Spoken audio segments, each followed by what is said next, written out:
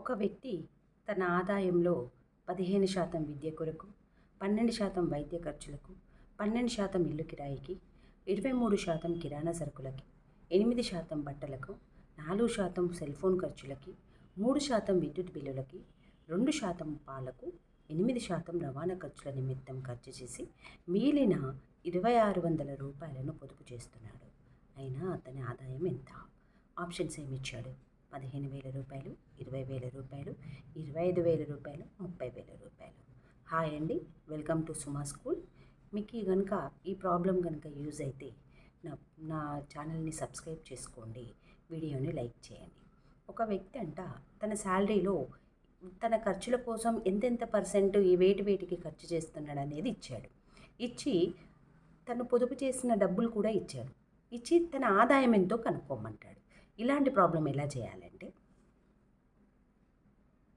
ఇక్కడ ఖర్చులు ఉన్నాయి, పొదుపు ఉన్నాయి, మనకు ఆదాయం కావాలి. ఇప్పుడు నేను ఆదాయాన్ని ఎక్స్ అనుకుంటున్నాను, ఇక్కడ రాస్తాను చూడండి.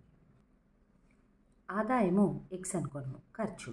ఇప్పుడు ఖర్చు ఏమేమి పర్సెంటేజ్లు ఇచ్చారో రాయండి. ఫస్ట్ ఎంత ఇచ్చాడు? ఖర్చు ఫస్ట్ ఎంత ఇచ్చాడు? 15%, 12%. చూసుకోండి, ఇక్కడ ఇచ్చిన పర్సెంట్లన్నీ నేను రాస్తాను. 15%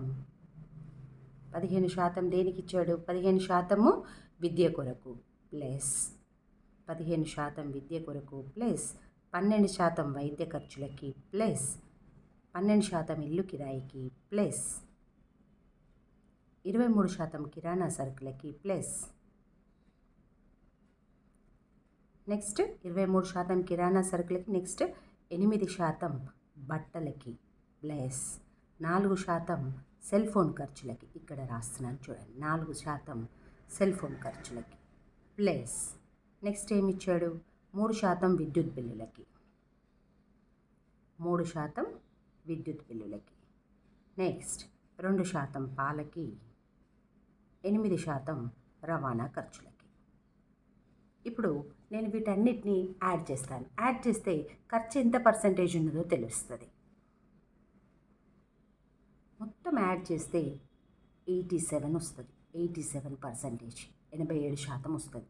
ఇప్పుడు మనకు ఖర్చు వచ్చింది. మళ్ళీ ఇచ్చిన ప్రాబ్లంలో ఇంకేముంది చూడండి, పొదుపు 2600 అని ఉంది. ఇక్కడ పొదుపు రాస్తాను చూడండి. వ్యక్తి పొదుపు ఎంత అంటే 2600 రూపాయలు. ఇప్పుడు మనం మొత్తం సంపాదన 100% అనుకుంటే అందులో ఖర్చు 87%. మనకు ఆల్రెడీ పొదుపు ఉంది. సో 100%లోకి వెళ్ళి 87% తీసేస్తే మనకు వచ్చింది ఏమవుతుంది? పొదుపే అవుతుంది కదా. ఇప్పుడు అది చేద్దాం. వ్యక్తి పొదుపు 2600 రూపాయలు. ఇప్పుడు మనము వ్యక్తి సంపాదన 100% అనుకుంటే అందులోకి వెళ్ళి ఖర్చు 87% తీసేస్తే మనకు వచ్చేది ఏమవుతుంది? పొదుపే అవుతుంది కదా. సంపాదనలోకి వెళ్ళి ఖర్చు తీసేస్తే మిగిలింది పొదుపు. అది ఆల్రెడీ మనకి ఇచ్చేసాడు, 2600 రూపాయలు ఇచ్చేసాడు. ఇప్పుడు ఇందులోకి వెళ్ళి 100లోకి వెళ్ళి 87 తీసేయండి, ఎంత వస్తుంది? 13% వస్తుంది. 13% ఈజ్ ఈక్వల్ టు ఎంత అవుతుంది? 2600 అవుతుంది. ఈ ఇన్ఫర్మేషన్ ఉంది మనకు. ఇప్పుడు మనం ఏం చేయాలి? మనము సంపాదన ఆదాయాన్ని ఎంత అనుకున్నాం? ఎక్స్ అనుకున్నాం. ఆదాయాన్ని ఎంత అనుకున్నాం? ఎక్స్ అనుకున్నాం. ఎక్స్లో 13% మనకు తెలుసు. సో ఎక్స్ ఆదాయంలో పొదుపు శాతం ఎంత? 13%. అంటే 13/100 ఈజ్ ఈక్వల్ టు ఎంత ఉన్నట్టు? 2600 అన్నట్టు. అంతే కదా. ఎక్స్లో ఇప్పుడు మొత్తం ఆదాయంలో 13% 2600 అన్నట్టు. ఇప్పుడు దీన్ని మనం సింప్లిఫై చేద్దాం. ఎక్స్ ఇక్కడే పెట్టండి. 13/100 అటు తీసుకెళ్తే అదేమవుతుంది? రివర్స్ అవుతుంది. అంటే 100/13 అవుతుంది. ఇప్పుడు మనం దీన్ని కట్ చేయాలి. 13 1s 13 2s 0 0. ఎంత అయింది? ఇక్కడ 2 zeros, ఇక్కడ 2 zeros, అంటే 20,000. ఇప్పుడు వ్యక్తి ఆదాయం ఎంత? ఎక్స్ ఈజ్ ఈక్వల్ టు ఎంత? 20,000. X is equal to 20,000. మనం ఇప్పుడు ఎక్స్ని ఏమనుకున్నాం? వ్యక్తి ఆదాయం అనుకున్నాం. ఇది ఆన్సర్. ఆప్షన్స్లో ఉందేమో చూడండి.